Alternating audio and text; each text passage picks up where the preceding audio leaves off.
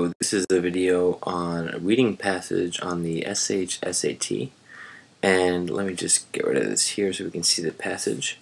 So before we go on, I'm going to assume that you're going to pause this video, maximize it, and read the passage. That's these lines here, here, and here. We're going to answer these two questions below. So before I go on, I'm going to remind you that I'm assuming you've read this passage already for the specialized high school exam. Okay, so the first question is pretty typical. It's which of the following best tells what this passage is about. Now my strategy, for me personally, my comfort zone, is to read the first section and then read the first question. So I just skim the first section to get a sense of where this is going, and then I look at the first question, and then I read on. Because I know that the first section here, although it certainly might be related to the rest of it, will never tell us what the entire passage is about. It's just going to set it up. So here they start talking about the history of tea in India and China, but then they get here start to talk about what's happening with tea being brought to Japan.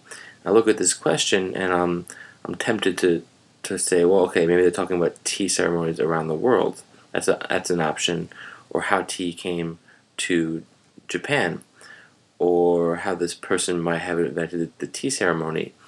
Those are all possibilities, but then as I read, what I see developing is that the full tea ceremony, is all about the tea ceremony, all in Japan. And you see Japanese, these words are popping up all throughout, and in the end they actually mention the full tea ceremony. So in fact, really, all this article is about is how the Japanese tea ceremony is developing in their country.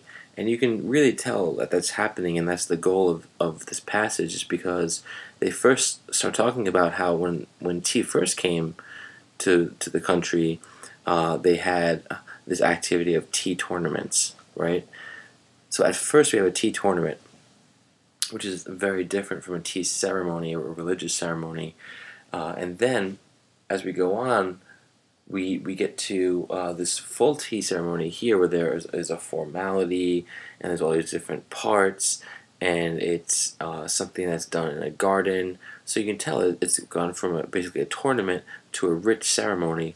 This is about developing the tea ceremony in Japan.